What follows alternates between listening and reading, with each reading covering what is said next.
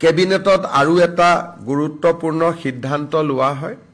আপোনালোকে জানে যে আমি খানাপাৰাৰ সমীপত সোণাপুৰত জুবিন গাৰ্গক শেষ বিদায় বা আমি অন্ত্যেষ্টিক্ৰিয়া বা তেওঁৰ শেষ যাত্ৰা যিটো স্থান তাক আমি ৰাজ্য চৰকাৰে নিৰ্ধাৰণ কৰিছিলোঁ আৰু সকলোৱে তাক গ্ৰহণ কৰাৰ পিছত জুবিন গাৰ্গৰ শেষকৃত্য তাতে আমি সম্পাদন কৰোঁ।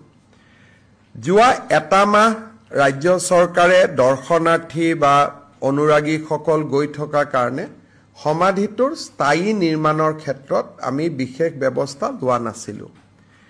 আজি সমাধিটোৰ স্থায়ী নিৰ্মাণৰ বাবে ৰাজ্য চৰকাৰৰ লোক নিৰ্মাণ বিভাগক দায়িত্ব অৰ্পণ কৰা হয়।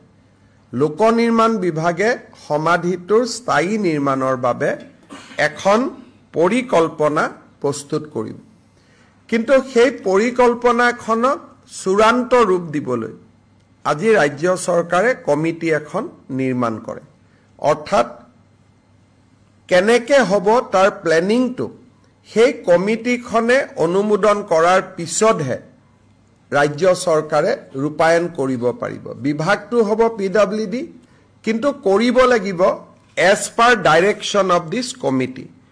কমিটিৰ সদস্যসকল হ'ল শ্ৰীমতী গৰিমা গাৰ্গ, শ্ৰীমতী পামী বৰঠাকুৰ, শ্ৰী শ্যামন্ত গৌতম, শ্ৰী পাৰ্থসাৰথী মহন্ত, শ্ৰী বীৰেন সিংহা, শ্ৰীমতী অনুৰাধা শৰ্মা পূজাৰী, শ্ৰী প্ৰাঞ্জল শইকীয়া, শ্ৰী পুলক বেনাৰ্জী, শ্ৰী দুলাল মানকি, শ্ৰীমতী তৰালী শৰ্মা আৰু আমাৰ শংকৰদেৱ কলাক্ষেত্ৰৰ যুটীয়া সচিব সুদৰ্শন ঠাকুৰ এই কমিটিখনৰ আহ্বায়কৰ দায়িত্ব পালন কৰিব।